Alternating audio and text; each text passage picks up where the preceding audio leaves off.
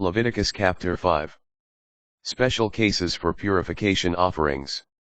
If a person, either having seen or come to know something, does wrong by refusing as a witness under oath to give information, that individual shall bear the penalty.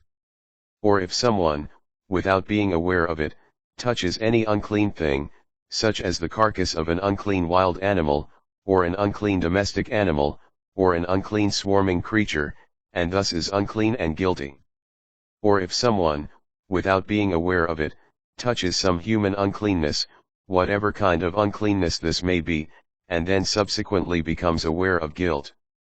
Or if someone, without being aware of it, rashly utters an oath with bad or good intent, whatever kind of oath this may be, and then subsequently becomes aware of guilt in regard to any of these matters. When someone is guilty in regard to any of these matters, that person shall confess the wrong committed, and make reparation to the Lord for the wrong committed, a female animal from the flock, a ewe lamb or a she-goat, as a purification offering. Thus the priest shall make atonement on the individual's behalf for the wrong. If, however, the person cannot afford an animal of the flock, that person shall bring to the Lord as reparation for the wrong committed 2 turtle doves or 2 pigeons, one for a purification offering and the other for a burnt offering. The guilty party shall bring them to the priest, who shall offer the one for the purification offering first, wringing its head at the neck, yet without breaking it off. He shall sprinkle some of the blood of the purification offering against the side of the altar. The rest of the blood shall be drained out against the base of the altar.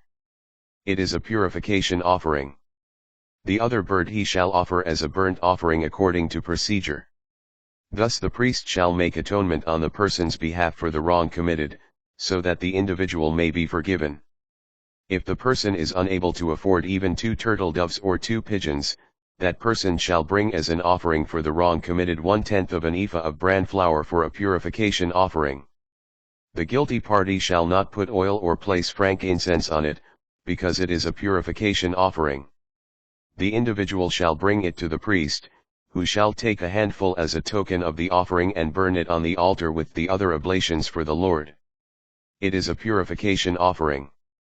Thus the priest shall make atonement on the person's behalf for the wrong committed in any of the above cases, so that the individual may be forgiven. The rest of the offering, like the grain offering, shall belong to the priest. Reparation offerings. The Lord said to Moses, when a person commits sacrilege by inadvertently misusing any of the Lord's sacred objects, the wrongdoer shall bring to the Lord as reparation an unblemished ram from the flock, at the established value in silver shekels according to the sanctuary shekel, as a reparation offering. The wrongdoer shall also restore what has been misused of the sacred objects, adding 1/5 of its value and give this to the priest.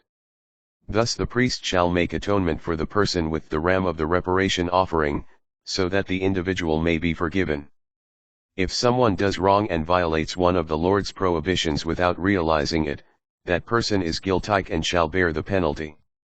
The individual shall bring to the priest an unblemished ram of the flock, at the established value, for a reparation offering. The priest shall then make atonement on the offerer's behalf for the error inadvertently and unknowingly committed, so that the individual may be forgiven. It is a reparation offering.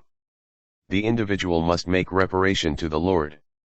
The Lord said to Moses, when someone does wrong and commits sacrilege against the Lord by deceiving a neighbor about a deposit or a pledge or a stolen article, or by otherwise retaining a neighbor's goods unjustly, or if, having found a lost article, the person lies about it, swearing falsely about any of the things that a person may do wrong.